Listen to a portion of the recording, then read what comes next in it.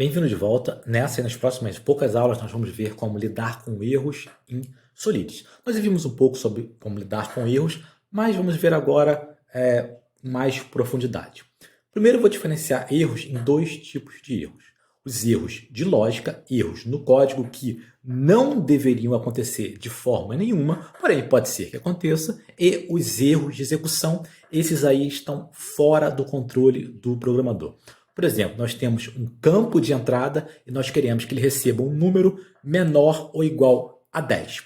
Caso o usuário coloque 15, não é culpa do programador, é culpa do usuário. Esses são os erros de execução e aí eles vão poder sempre acontecer. Mas nós temos, claro, que lidar com eles.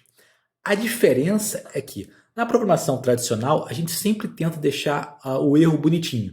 Se nós queremos um número entre 0 e 10 e o usuário colocou 15, a gente tenta avisar para ele da forma mais bonitinha possível que ele fez algo de errado. E o brasileiro sempre tenta fazer algo de errado. Já nos contratos inteligentes, não. O usuário errou, problema dele. Não tem essa de tentar deixar o erro mais bonitinho ou contornar esse erro. A culpa é do usuário. Nessa aula eu vou falar sobre os erros de execução.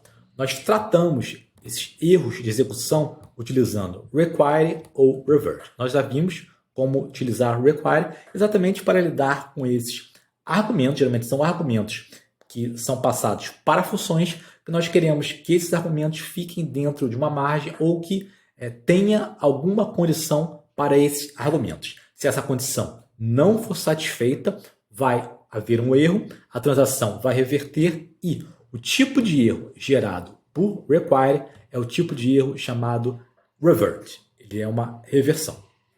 Qualquer erro reverte a transação não é executada.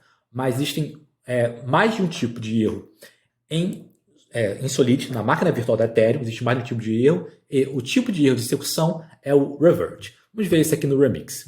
Eu criei um novo contrato chamado errors, e agora eu vou criar esse tipo de função, uma função limitada, por exemplo, que ela vai receber um valor, eu vou querer que esse valor seja menor do que 10. Então, require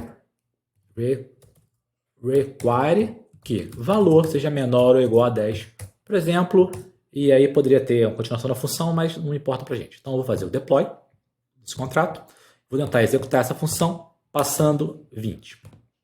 Ela vai reverter e veja que aqui o Remix nos indica que o tipo de erro foi do tipo revert. The transaction had been reverted to the initial states. E não diz qual foi o erro.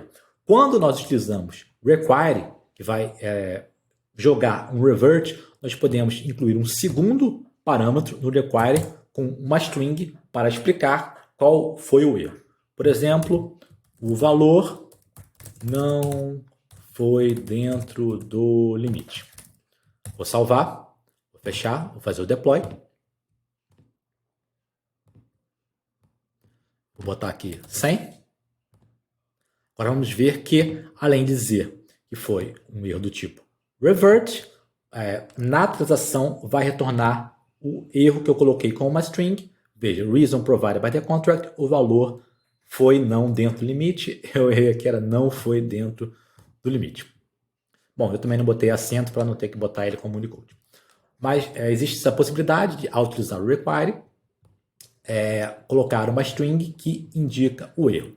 E nós podemos, além do require, utilizar a função revert. A função revert também lança um erro do tipo revert e também podemos utilizar o revert para colocar uma mensagem ou para retornar erros personalizados. Isso vai ser na próxima aula, eu vou falar sobre erros personalizados, mas agora nós vamos ver que nós podemos utilizar a função revert também para lançar uma reversão, para reverter a transação. E aí, geralmente, a gente coloca dentro de um if, a gente tem que checar se a condição foi satisfeita ou não. Então, vamos alterar aqui a nossa função para utilizar agora um if e um revert. Então, não vou botar mais require, vou colocar if. Agora, eu estou vendo o contrário, não quero ver se o valor foi menor ou igual a 10, eu quero ver o que vai retornar o erro. Então, se for maior do que 10, eu vou lançar um revert e vou colocar uma string que eu posso colocar, o valor não está dentro do limite. E aí provavelmente vai dar um erro aqui, porque eu estou colocando um literal com acento, mas eu posso colocar Unicode, para transformar em Unicode, agora não vai dar mais erro. Vou fechar, fazer o deploy, vou tentar aqui passar um número fora dos parâmetros, maior do que 10, então vou passar aqui 11, por exemplo, limitado, veja aqui, deu um erro do tipo revert, igualzinho require, e a razão do contrato, o valor não está dentro do limite. Então a gente vê que utilizando o require, o tipo de erro é um revert. Na próxima aula nós vamos ver que nós podemos criar erros personalizados e enviar esses erros personalizados de volta para quem executou a transação.